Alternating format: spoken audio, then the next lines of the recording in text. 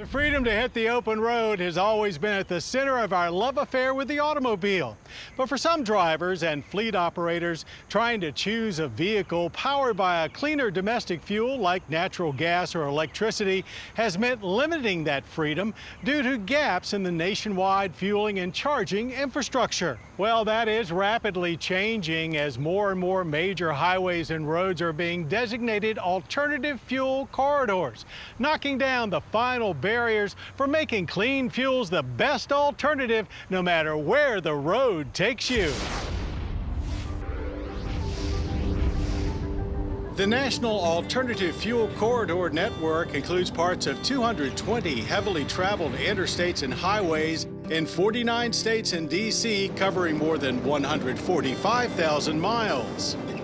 One vital link, the Michigan to Montana I-94 Alternative Fuel Corridor, or M2M, is the result of a joint effort between Clean Cities coalitions and critical government and industry partners like the Gas Technology Institute throughout the Midwest.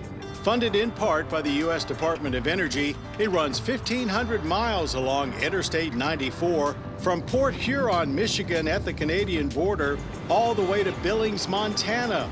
It passes through the major cities of Detroit, Chicago, Milwaukee, and Minneapolis, but also countless small towns and miles upon miles of rolling farmland.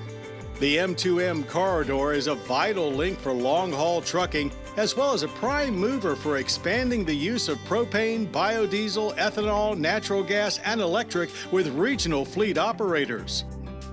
This project and projects like it across the country help those fleets to expand their use of alternative fuels, to use it along more routes, and then also it helps encourage fleets that aren't using alternative fuels currently. They can see that these routes are supported and that it encourages them to adopt alternative fuel vehicles and switch out their petroleum-based vehicles. Compressed natural gas is an affordable and abundant U.S.-sourced fuel that can help to reduce greenhouse gases and other harmful emissions.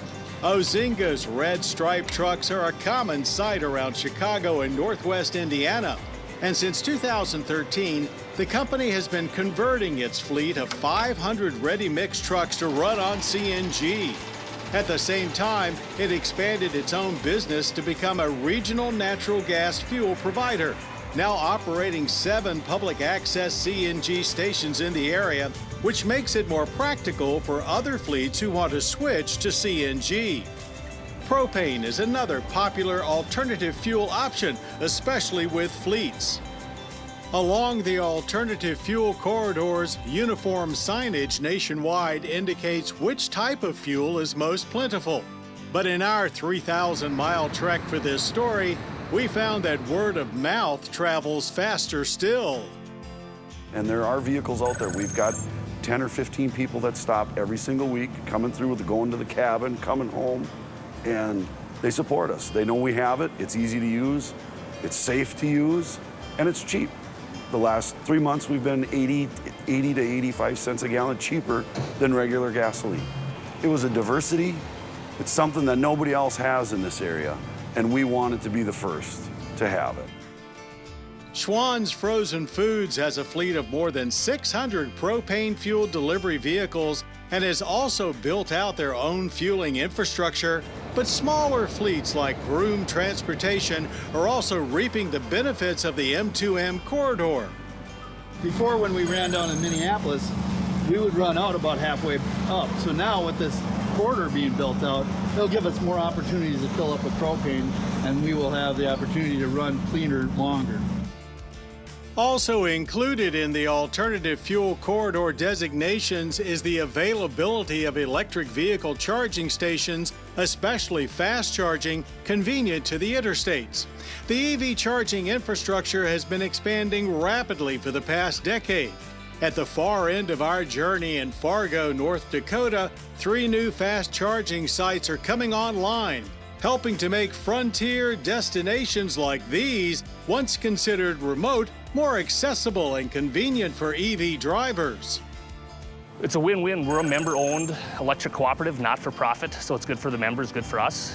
Not only is it electric sales for Cass County Electric, but an electric vehicle in the right circumstance, can be a money saver for the electric vehicle owner and reduced operating and maintenance costs. In the drive to curb emissions and make America less dependent on imported oil for transportation, spurring development of cleaner alternative fuel vehicles and building out a national network of convenient fueling points for natural gas, propane, hydrogen, and electric vehicles goes hand in hand.